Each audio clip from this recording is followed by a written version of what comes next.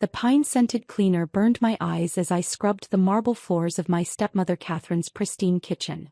My knees ached, but I didn't dare stop, not with her designer heels clicking closer, ready for their daily inspection. "You missed a spot, Sarah," she said, purposely stepping on my freshly mopped floor. "Really, if you can't even clean properly, what use are you?" I was 22 with a business degree I'd earned through night classes while serving as my stepfamily's unpaid housekeeper.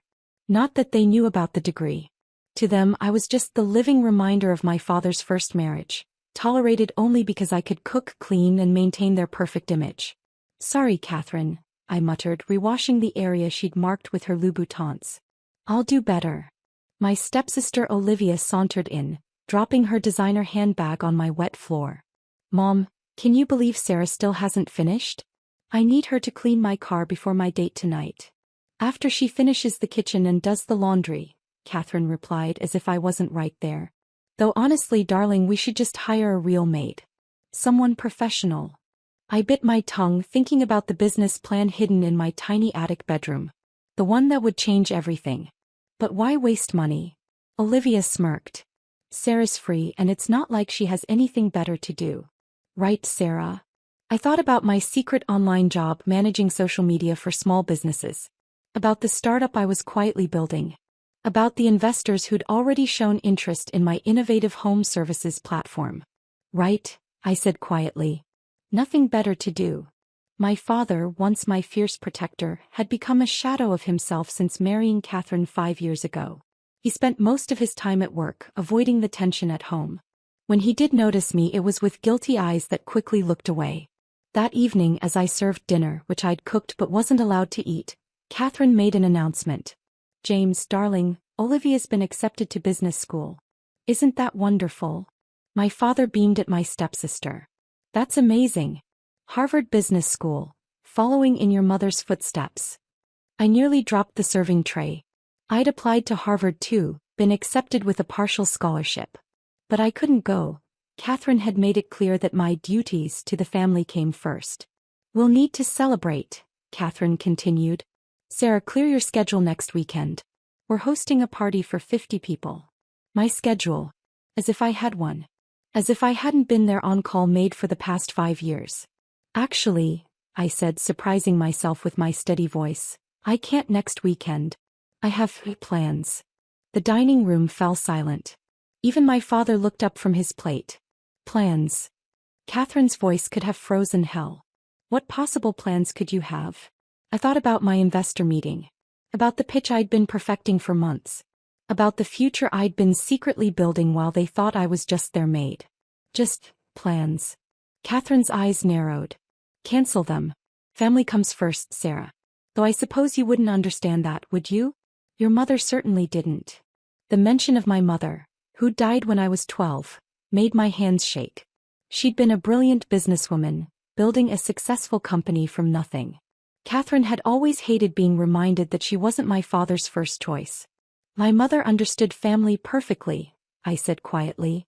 "She also understood self-respect." Olivia gasped dramatically. Catherine's face turned ugly. "Self-respect," she hissed.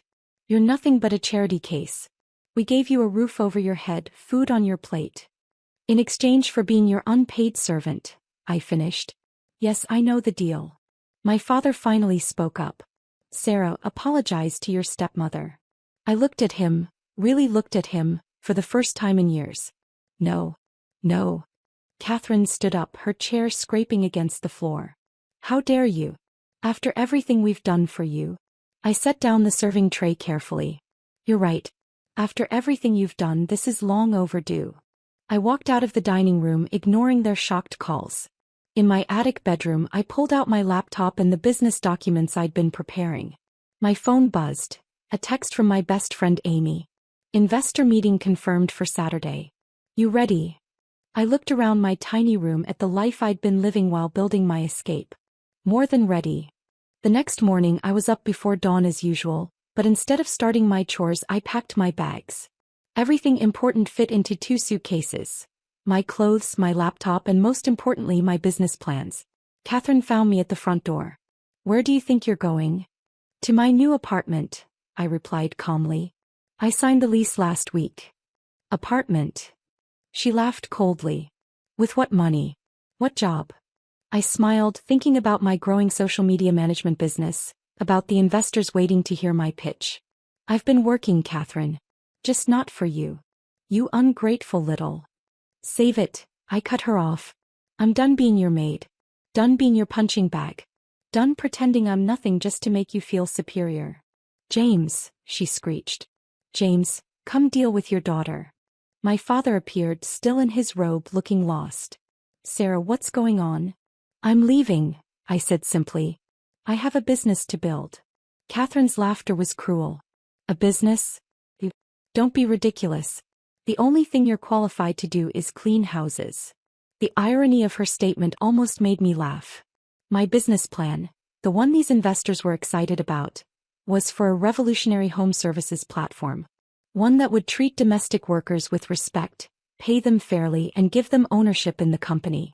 I'd gotten the idea from years of being treated like a servant. You'll fail, Olivia chimed in from the stairs. You'll come crawling back within a week. I picked up my bags, taking one last look at the house I'd cleaned for 5 years. No, I said quietly. I won't. My father stepped forward, finally finding his voice. Sarah, please. Where will you go? What will you do? I'm going to change the world, Dad. Sorry you won't be there to see it. I walked out into the morning sun, feeling lighter than I had in years. Behind me, I could hear Catherine already planning how to spin my departure to their social circle. Probably something about me being unstable, ungrateful, unworthy of their generosity. Let her spin. I had bigger things to focus on. Amy was waiting in her car around the corner. You okay? She asked as I loaded my bags. I looked back at the house one last time. I will be. That Saturday, I stood before a panel of investors in a borrowed suit, pitching my vision for Fairhaven, a platform that would revolutionize domestic work by treating household staff with dignity, providing benefits and offering profit sharing. And what inspired this business model? One investor asked. I thought about my years as an unpaid maid, about every humiliation and dismissal. Personal experience, I replied. Very personal experience. They loved it. By the end of the meeting, I had $2 million in seed funding.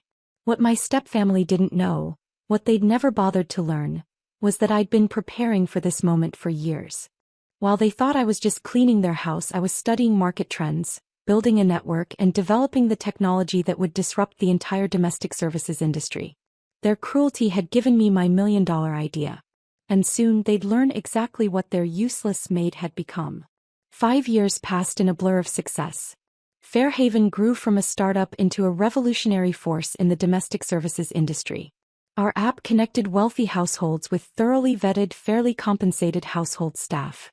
More importantly, every employee held equity in the company. We expanded to 30 cities. Celebrities endorsed us. Forbes featured me in their 30 under 30 list. The Maid had become a CEO worth over $100 million. I bought a mansion in the same exclusive neighborhood where I'd once scrubbed floors. 20 rooms of elegant sophistication, each one designed to remind me of how far I'd come. But I needed staff to maintain it. That's when karma handed me a gift. Ms. Harrison? My assistant Jack called from the doorway of my home office. You might want to see this. He handed me his tablet. On the screen was a local news article. Prestigious family faces financial ruin after failed investment. There they were, Catherine, Olivia, and my father, standing outside their foreclosed home. The article detailed how Catherine's poor investment choices had bankrupted them. They'd lost everything, including their social standing. I sat back in my chair, a plan forming. Jack, we need household staff for the mansion, right? He nodded. We've been interviewing candidates all week. Add 3 more to the list, I smiled, showing him their names. Interview them personally. 2 days later, Catherine, Olivia, and my father sat in my mansion's grand foyer, not knowing they were waiting to interview with their former maid. They couldn't see me watching through the security feed, but I could see them clearly. Catherine's designer clothes were last season's, showing signs of wear. Olivia's trademark perfect hair had visible roots. My father looked older, defeated. The owner must be loaded, Olivia whispered, eyeing the crystal chandelier. 20 rooms. Can you imagine cleaning all this? Better than being homeless, Catherine snapped. Thanks to your father's stupid loyalty to his old company, we have nothing. My father winced. You're the one who insisted we invest everything in that scheme. Silence. Catherine hissed. Someone's coming. Jack approached them, tablet in hand. Mrs. Stewart? Miss Stewart? Mr. Harrison? The owner will see you now. Please follow me. He led them to my office. I'd chosen my outfit carefully, a custom-made suit that cost more than their old monthly mortgage. I sat with my back to the door, facing the floor-to-ceiling windows that overlooked my pristine gardens. Please sit, I said without turning around. They settled into the leather chairs. I could hear Catherine already putting on her fake charm. We're so grateful for this opportunity, she simpered. We have extensive experience managing household affairs. Really? I swiveled around slowly. Do tell. The silence that followed was absolutely delicious. Sarah, my father choked out. Hello, family, I smiled. Looking for work? Catherine's face went through a fascinating series of expressions. Shock, disbelief, anger, and finally fear. This is your house? Olivia stammered. All 20 rooms, I confirmed. Quite a step up from that attic bedroom, wouldn't you say? But how? Catherine managed. Remember all those hours I spent cleaning your house? I leaned forward. I was also building a business. One that ensures no domestic worker ever gets treated the way you treated me. I pulled up Fairhaven's statistics on my desktop screen. We're in 30 cities now. Over 10,000 employees, all with equity stakes. Our last valuation was $500 million. My father's hands were shaking. Sarah, we had no idea. Of course you didn't, I cut him off. You were too busy watching me scrub your floors to notice I was getting a business degree. Too occupied with Olivia's Harvard acceptance to realize I'd gotten in too. Harvard. Olivia's voice was barely a whisper. You. Full scholarship, I nodded. Which I had to turn down because Catherine insisted I was needed at home. Funny how life works out though. Now I give guest lectures there about ethical business practices. Catherine's survival instincts kicked in. Darling, we're family. Surely we can put the past behind us. Family. I laughed. Like when you made me eat in the kitchen. Or when you called me worthless. That kind of family. We were wrong, my father said quietly. So wrong. Please, Sarah. Please what, Dad? Please help you.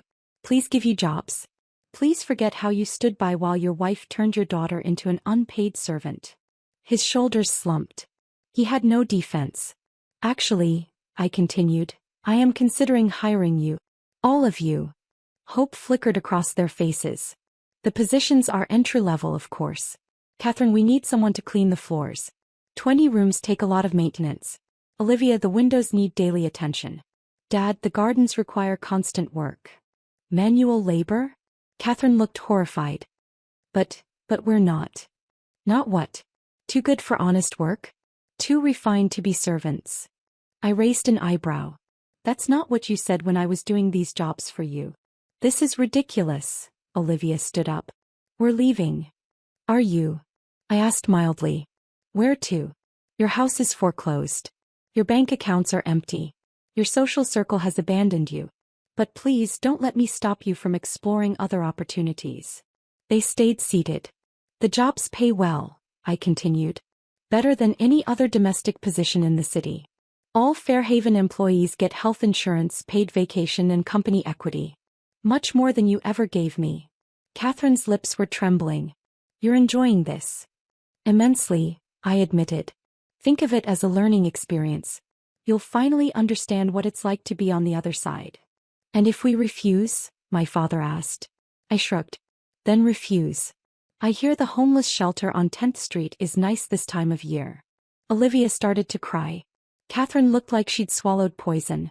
My father just stared at his hands. The choice is yours. I stood up. Jack will provide the employment contracts.